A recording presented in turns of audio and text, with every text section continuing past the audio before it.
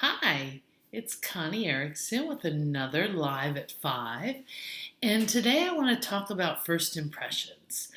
Um, so in 2006, I had the good fortune of having my husband of 18 years leave me. And believe me, at the time, I did not recognize it as the good fortune it was. But looking back, I know I could never have the life I have now had that not happened.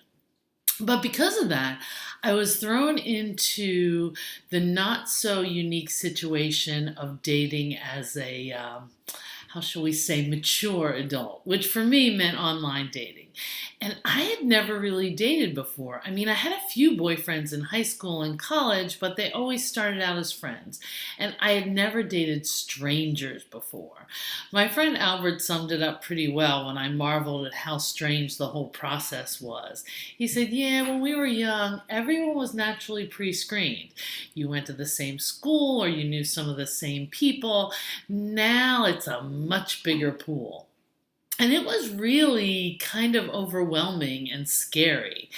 And my guy will tell you that I went on way too many first dates. His strategy was different than mine. His strategy was to engage in a long qualifying phone call, but I needed to meet in person, see with my own eyes to trust my sense of things.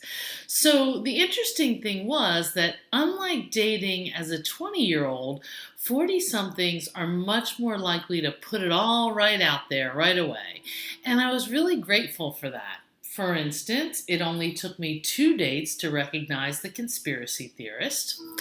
One guy confessed his foot fetish to me over the first coffee. Another one revealed his untreated bipolar disorder and know it all attitude to both me and our bartender during the first hour of meeting. Sometimes it was a little much. I mean, men asked me if I was thinking about marriage before we even split the first check. But I really appreciated this. I felt like it was so much more straightforward than meeting someone in your 20s or 30s. My first date with my guy followed suit. And on that first date, saw what I still see 6 years later. He was chatting up the bartender when I walked in, and I thought, how friendly. He told me his theory about women who carry big purses have big problems.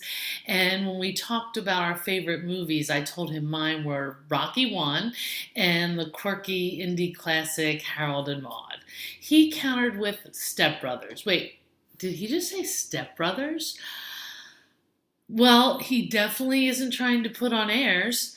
I wasn't sure I wanted to date someone with a sense of humor of a teenage boy, but the whole date was so easy, and I knew enough that I was willing to have a second date. And I think that's part of the reason that our relationship works so well now, because we were completely ourselves from day one. No pretending, just authenticity. And that's the real, I know I told some stories, but that's the real point of this live. The message I want you to take home is to be yourself right from the get go. Before Mike, I did have a couple guys who tried to impress me by being something they were not. And to be honest, it just made things confusing and disappointing. And I think that happens to a lot of people, right? They start out on their best behavior, trying to be the person they think Mr. or Ms. Dreamy wants them to be, and it just doesn't work, not in the long term anyway. You would not believe the number of couples that come into my office complaining about each other.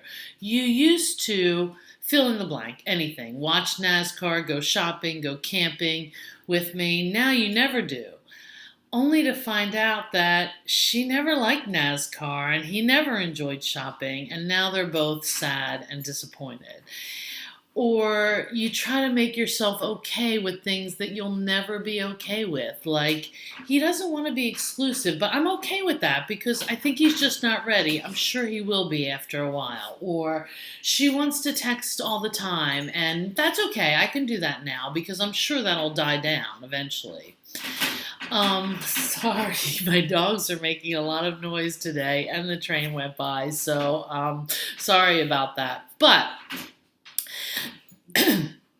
If you're not yourself from the get go, it just leads to a lot of heartache and disappointment. So, I know that many of you are in this group with your forever person already.